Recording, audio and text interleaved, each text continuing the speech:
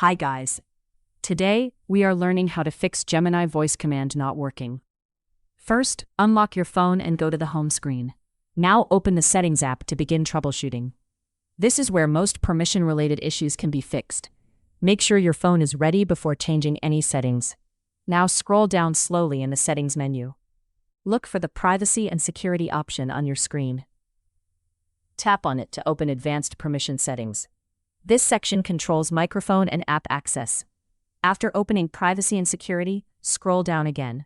Find the microphone option and tap on it. Here you can manage which apps can use your mic.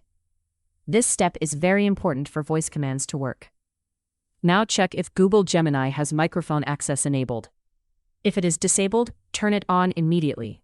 This allows Gemini to listen to your voice commands properly. Once enabled, your voice feature may start working again.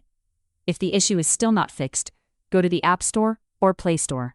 Search for the Gemini app and update it to the latest version. After updating, restart your phone to refresh system settings. This usually fixes most voice command issues completely.